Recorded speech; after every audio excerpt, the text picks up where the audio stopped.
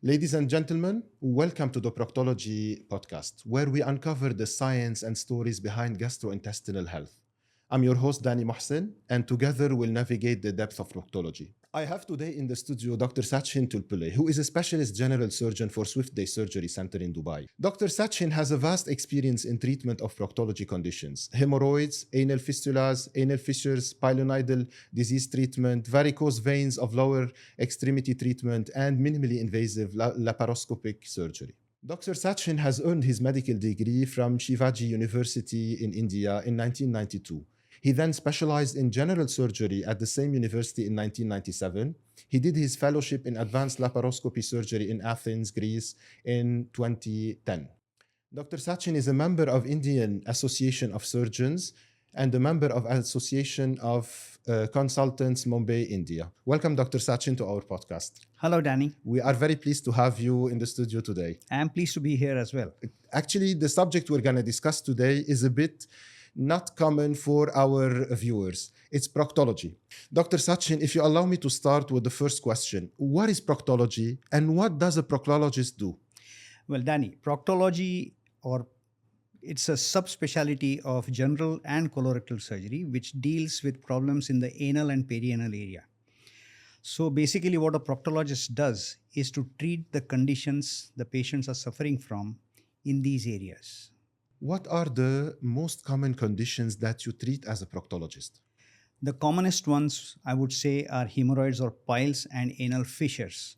But there are other conditions like anal or perianal fistulas and pilonidal cyst or sinus. We call it as a pilonidal disease. Mm-hmm. These also fall under the scope of proctologist treatments. So we cover all these four treatments. These are the most commonest symptoms or the problems that the patient face in that area. What are the common symptoms that a patient must have to visit a proctologist? The commonest symptoms for all these four conditions are pain, bleeding, lumps, and discharge. They may be present as a single symptom or they may be present as a combination of all. So it's not necessary that if one of these symptoms is present, must be one of the four conditions that I discussed with you. So it is always better to see a proctologist if you are having any one of them, just to be on the safer side, than to be self-medicated, self-diagnosed. So these people feeling a pain or having lumps, do they need to go to a GP first and then get transferred to a proctologist, or they can go directly to a proctologist?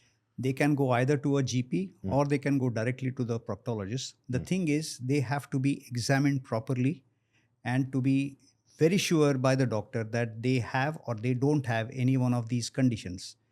Without examination, to give a treatment is totally not recommended. Doctor, you have mentioned hemorrhoids and anal fissures. What is the difference? Because the viewers do not know what the difference is between anal fissures and hemorrhoids. Can you explain to us, please? Yeah. So for anybody who are having these symptoms in the anal area, the common word used by all the patients is, I have hemorrhoids or I have bawasir. So for the mention of the word bawasir or the mention of the word hemorrhoid, they mean everything that comes under the umbrella in the anal area. So to tell you the difference between a hemorrhoid and an anal fissure, hemorrhoid is basically bulging of the veins in the anal area, which mostly happens due to constipation or some kind of straining during their life, or it could be a generic factor. Whereas anal fissure is a cut in that anal area, and it usually happens because of a hard consistency of their stools or a very forceful watery diarrhea. So that is the main difference. Symptoms again would be similar to each other. Pain, bleeding, maybe a lump, may not be a lump. Okay. Is there any specific range of people who are exposed more to hemorrhoids or anal fistulas? Fistulas is basically a totally separate condition which happens from an abscess in the area to begin with. Which bursts on its own, or the surgeon treats it by doing a drainage of the abscess, which may later on turn into a fistula, which is a natural process for any fistula in that area. Okay. So here we're talking about three different things. Yes. Hemorrhoids, anal fissures, and fistulas. Yes. Okay. So we'll talk about the hemorrhoids yes. first. So special areas where we have not yet discussed about is the ladies who get pregnant, they have sustained continuous pressure on the veins above because of the baby which is developing in the uterus. So usually their gynecologist always advises these ladies to sleep on their one of the sides, not on the back directly, Okay. to avoid direct pressure on the veins. Secondly, at term, when they are full term and they are about to have a birth, and if it is a normal delivery, the pushing and the pressure that they undergo during the process may aggravate the situation to a great extent. Unfortunately, there is nothing much we can do while the lady is still pregnant because of the harm that may be caused to the fetus Okay. or the baby inside the lady. So you wait till We after wait delivery. usually by giving some symptomatic treatment like some mild analgesics, some local creams, seeds bath, like sitting in the tub of warm water with some salt, which may give some soothing effect to them. Sitting for long times, okay, does it affect hemorrhoids? Yes. Now, sitting in a place for a long time. Now, long time is a very variable duration. Okay. So, for some people, sitting for 2 hours is a long time. Some people who are doing their IT work sit for maybe 8, 10, 12 hours. True. So, these people are more prone for having the hemorrhoid issue because purely because of the gravitational force by sitting continuously, there is chances of those veins to bulge out. One more thing, I usually hear that eating too much spices would cause hemorrhoids. What's the secret behind the Right. spices? So it's not like totally untrue, but it does not give rise to a hemorrhoid. Something which is already present, a hemorrhoid or a fissure, if it is already present, then if you are having spicy foods, may aggravate the situation. Per se, spicy food will not give rise to hemorrhoids. Okay. Can you tell us about the latest treatments in the world of hemorrhoids and anal fissures? Right. Now, since past 27 years of my practice, I have been doing this every day. And I have concentrated my practice for proctology alone since last 10 years. And I have seen a lot of developments in this field, mainly in the form of new equipments or new operating instruments, from stapling devices to injections, sclerotherapies, to many, many more. Since last 8 years, I have been using lasers. And I've been using this biolytic laser, which is a German company. Okay. The one you use at Swift Day At Surgery. Swift Day Surgery. Okay. So I have seen a drastic difference and I have liked it so much so that I am really happy to see the patient outcomes.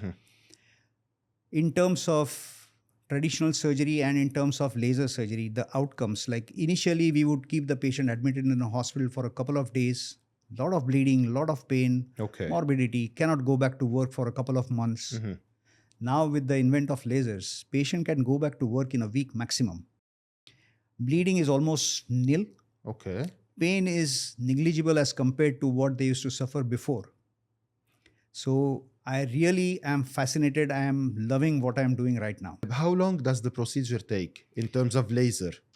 It's a minimally invasive procedure, Yes. right? So minimally invasive procedure with the laser for not a very advanced disease, but a moderate disease will take about 15 to 20 minutes under some mild sedation with a local anesthesia, and patient walks home after he's out of his anesthesia effect. Only 15 to 20 minutes to solve the problem. Yes, and that's the true. patient, how many nights he needs to spend at the hospital or something? No, he goes home the same day as soon as he starts feeling better. Okay. He has some food and he avoids urine and he goes home. So it's a matter of couple of hours to solve the problem. Yes. Problem is solved, but the symptoms that he will have after the surgery, like we are doing a laser, it's not a cosmetic laser. Of course. So there will be some pain, some blood, which is not significant, but patient will be able to go to work depending on his capacity to work. If he is in a sitting position working all the time, then maybe he will take a couple of days off. I see. But if he is moving around, standing, he will be able to do his job very well.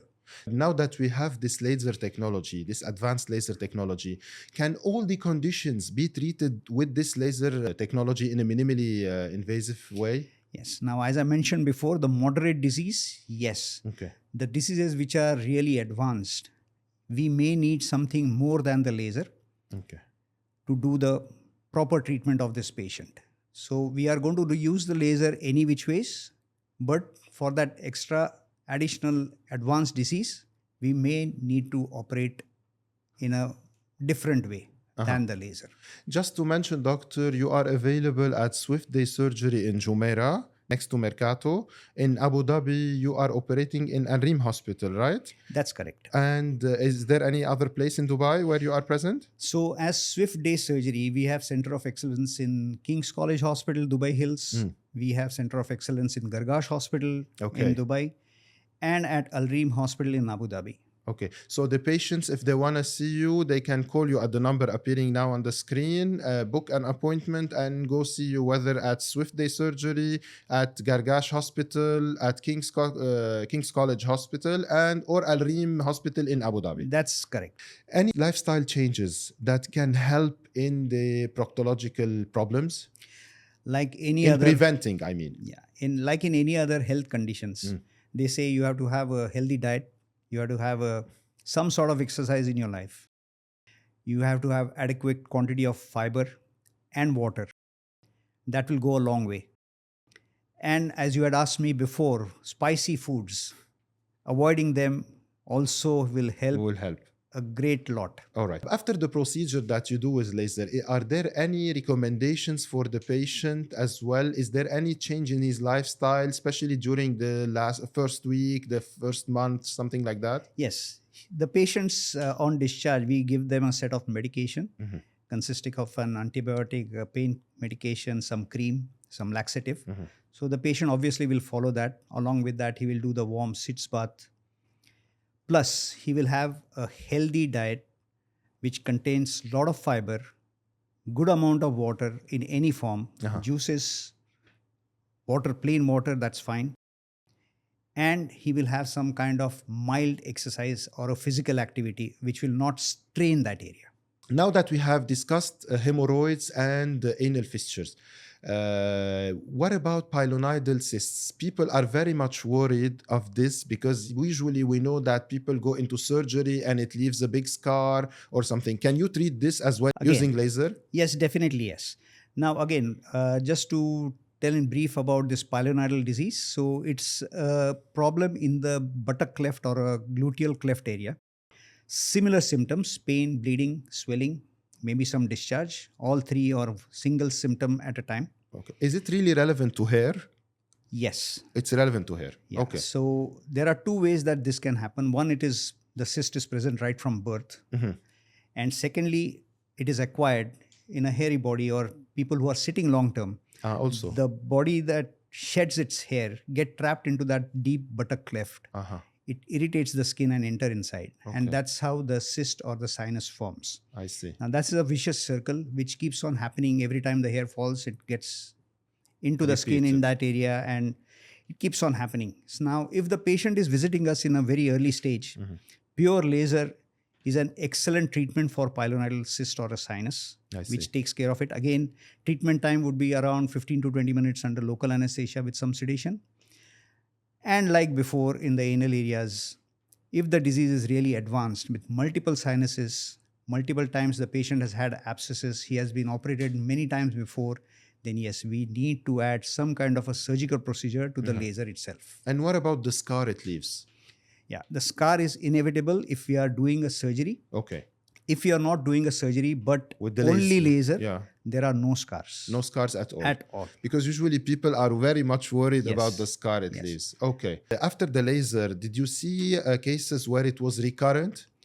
Very rarely, but recurrence, nobody can guarantee you that it will never recur to you again because it is purely because of a physiological thing of fall of hair getting trapped and entering the skin. This is in case of pilonidal cyst. What about the anal fissures and the hemorrhoids? Even the anal fissures, hemorrhoids, fistulas, they are because of constipation, hard stools, watery diarrhea. You control that, you never have this problem. Okay. I will repeat, you are available at the Swift Day Surgery, Jumeirah. You are available in their Center of Excellence in Gargash Hospital. You are available also in their Center of Excellence in King's College Hospital and in Al Reem Hospital in Abu Dhabi, in case someone would like to consult you. A final message or recommendation from you to our viewers now? Well, after such an extensive interview, I don't think I need to say anything more. But if you are having any one of the symptoms already mentioned by me in the form of anal pain, anal bleeding, anal lumps, anal discharge, or all these symptoms in the gluteal cleft or the buttock cleft, do see your proctologist or a general practitioner who might guide you to the correct doctor to get yourselves treated. If you want to contact me, please contact us at Swift on the numbers displayed. Ladies and gentlemen, I hope this podcast was informative to you. You had enough information about proctology and the problems there in that area specifically. If you need any help, you can contact Dr. Sachin on the number showing on the screen and go see him at Swift Day Surgery, Dubai. Thank you very much and see you in the next podcast. Bye bye.